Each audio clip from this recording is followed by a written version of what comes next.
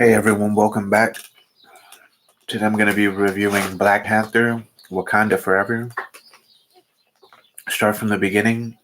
In the beginning of the movie,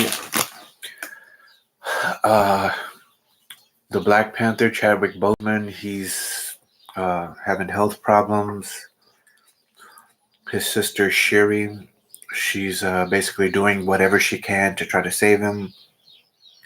Things go south. He dies. They have a funeral. Um, I felt like they handled the passing of Chadwick Boseman very well. I didn't know how they were going to do it, but I felt like they did a really good job of it. The movie, I can't imagine like making a movie. You have the star, everything's getting ready to go. You're going to start filming. You lose the star of the movie, and then you're able to like recuperate and make a. I would basically call Black Panther 2 a masterpiece, really good movie. I loved it. So to be able to come back from that, um, I would almost compare it to like what was that movie, The Dark Knight? I know Heath Ledger died afterwards, but to make a masterpiece and it's someone passing on like right after, or did he die during? It just kind of reminded me of that. Uh, and then Black Panther and Batman, they're kind of similar characters, both rich suits. I know Black Panther has his own country, but Batman basically has his own city. Uh, then after that, well, people are mining for vibranium. They're looking for vibranium, and this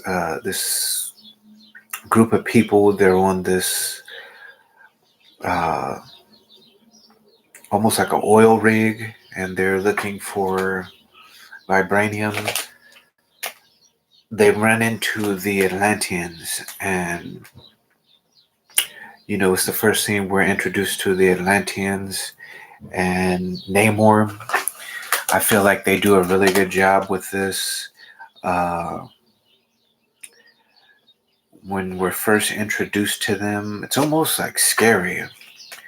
They're doing this like call, and they're like singing, and it makes the people like jump into the water. I don't know if it's like to compel people to jump into the water, because at first it almost gave me like a vibe of like The Happening, to where people are just compelled to like kill themselves, but we really only see people like jump in the water. So is it like them calling people to go into the water, or is it them compelling people to like kill themselves? I find that really interesting.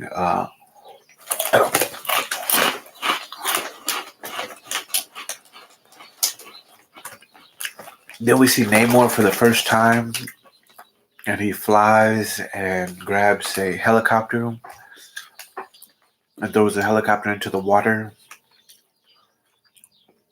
showcasing his power.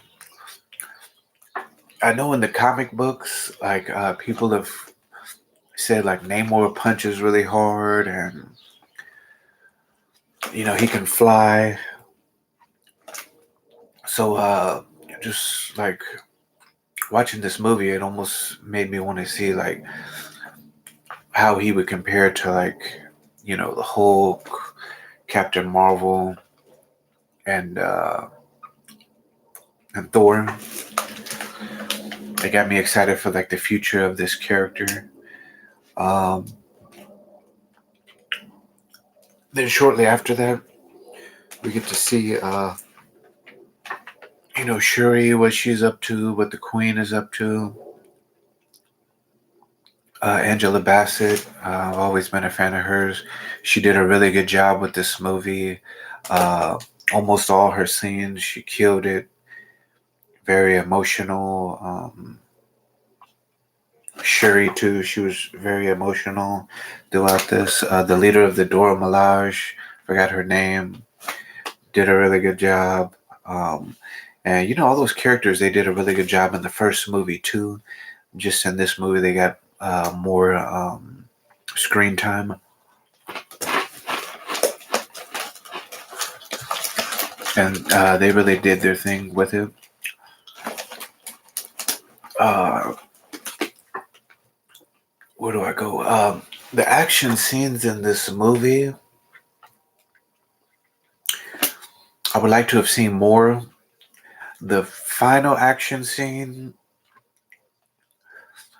they were in this like really fake looking, or on top of this really fake looking boat.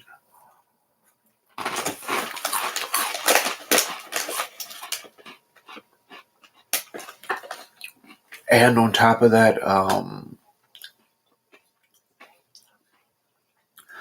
Ironheart's her costume was really like off to me. It almost reminded me of something from like Power Rangers, or it looked even like more fake than Iron Man's original costume. His costume in the first movie, I mean, that was like a 2007 or 2008. It's almost 2023, and somehow it looks that bad. I don't know.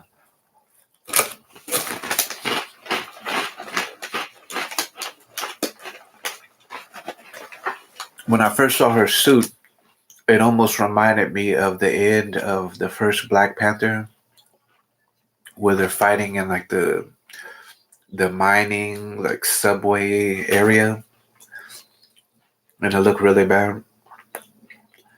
I was like, oh man, this whole last fight scene, is it gonna be like that?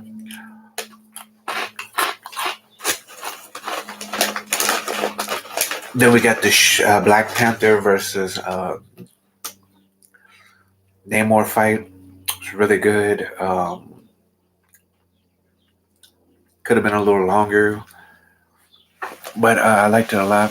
Showcased a lot of Namor's powers, even though he was weakened, and everything looked good. Her suit, it looked all right. But yeah, I remember when I first saw the previews to this movie, I said to myself, I was like, oh God. In one preview, we saw Ironheart's suit, and I was like, what the hell is that? It looks so bad. And then in another preview, I thought they were going to leave the winged feet off Namor. I thought, like, in this day and age, something is goofy, and like, I realized like those wings would have to be pretty powerful. Him being so strong and everything. I would imagine his wings being really strong, but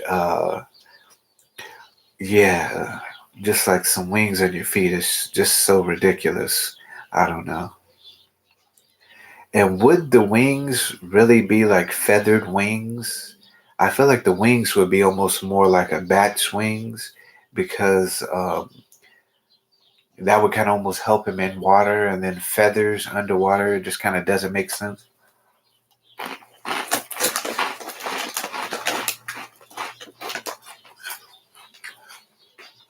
And in the movie, it's like the wings are what's propelling him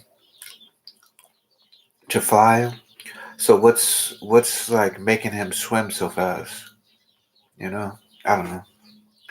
Not like any like foot wings would propel someone any faster, especially underwater, but especially like how they're made up. But yeah, it kind of made me not want to see the movie. And then the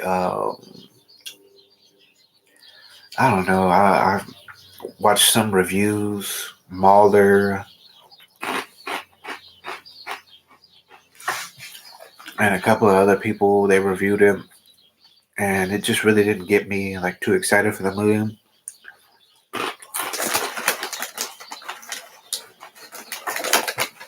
I went to see it. I love the movie. Um, I liked it more than Spider-Man: No Way Home. I liked it way more than Thor: Love and Thunder. I liked it more than what was the other one? Oh, Doctor Strange: Multiverse of Madness. Close second. Yeah, they just did a really good job with like every part of this movie. The characters, the movie looked beautiful except for Ironheart. And I liked Ironheart's character. It's just like her costume looked really goofy. The young lady playing that character, I didn't write down her name, but Riri Williams. I'm excited for her future in this. Probably most excited for what they do with the Atlanteans.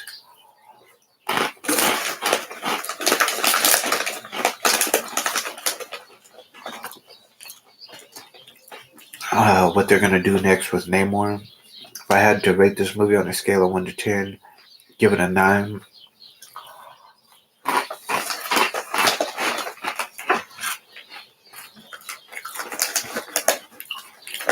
I don't see like what they could have done to like really make the movie better. Uh, we got some like history, suspense, a little mystery.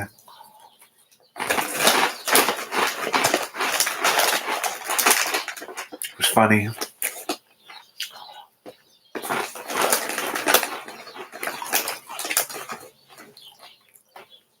And back to Thor: Love and Thunder.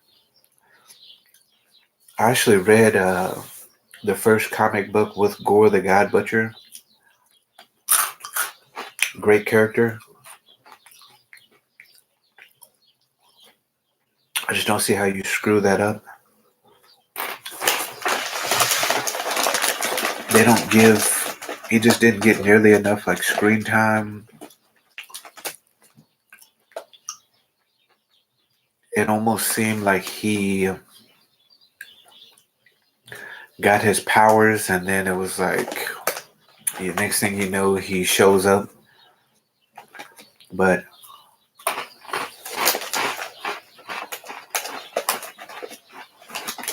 in the comic book, he runs into Thor multiple times throughout history.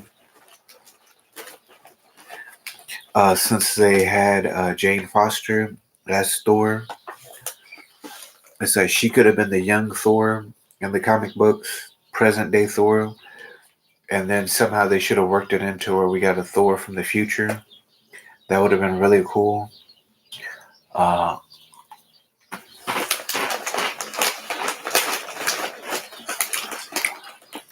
yeah, I don't know how you build up.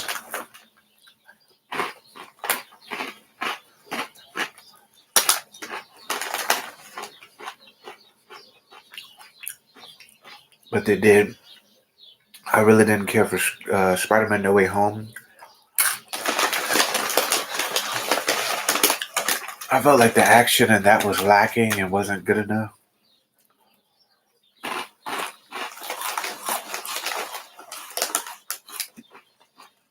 I felt like they counted like on nostalgia a little too much. I watched that movie again for the second time after I saw it at the theaters and was extremely disappointed. And I was like, man, this is a Spider-Man movie. And probably one of the few Spider-Man movies that I've ever watched, so I didn't really like any action scene. It's crazy.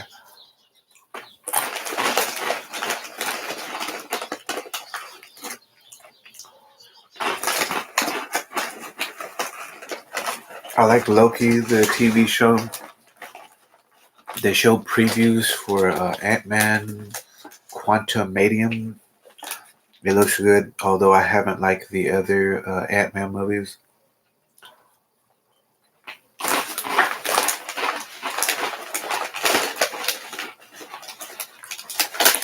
Hopefully I like this one. With the movies that like aren't that great, like Ant-Man,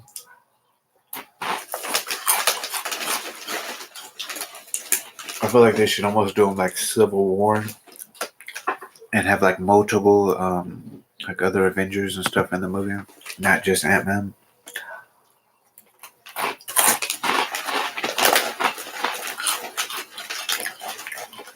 Because it's like he's cool, but he just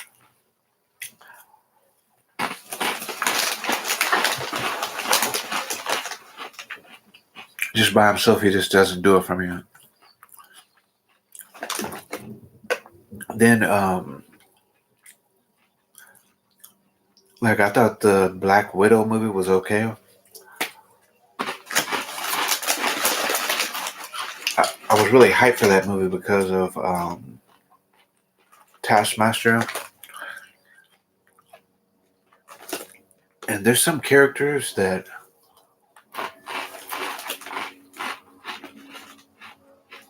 you gotta just keep them the same. Don't try to change them up and give them this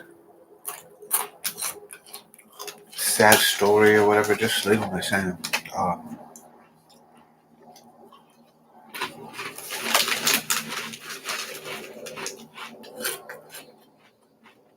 That almost reminded me how they did Taskmaster.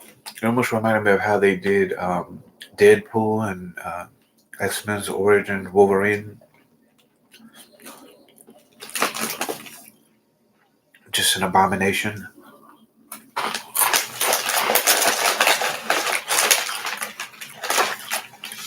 But yeah, that's pretty much my review of Black Panther.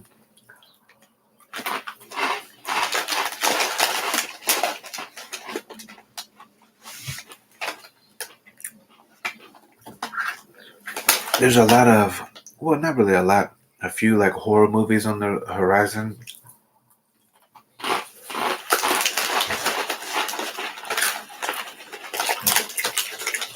There's another Scream, whereas I haven't even liked the last two.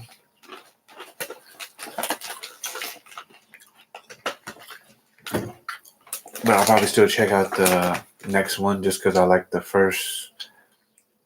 Well, I love the first movie. Second one was okay.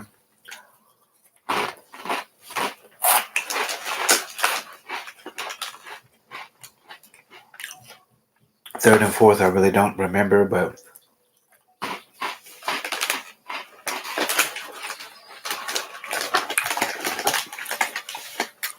the first one was just so good. I just keep giving them chances.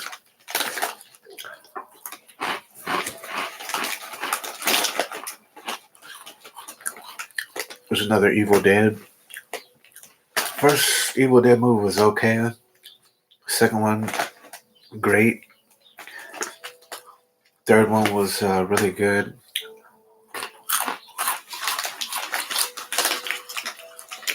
And then this latest remake, they kind of went back to the basics. I really liked it a lot.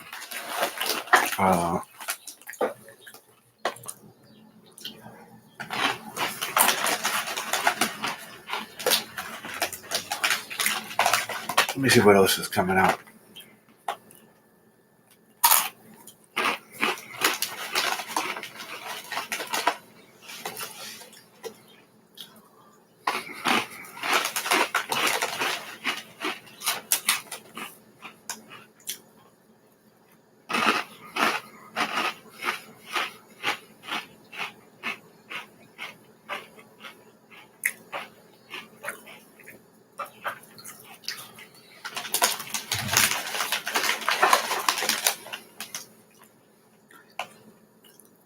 Ooh, Quiet Place Day One, but that's 2024. Scream 6 is 2023.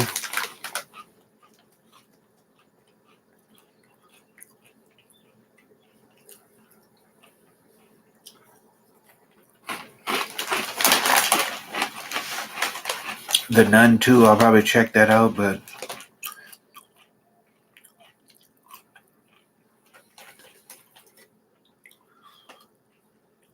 then some movie called Renfield. It's Nicolas Cage, Bram Stoker's vampire movie.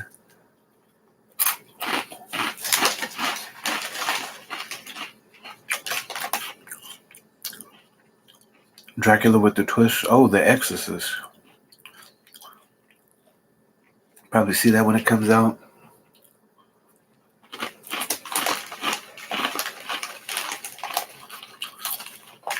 Shelby Oaks. That's Chris Stuckman's movie.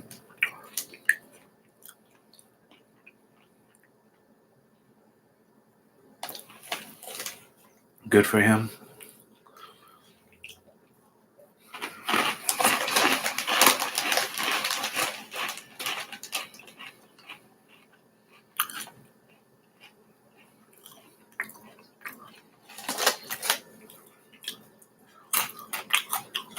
It's coming out in July. I've been following Chris for years.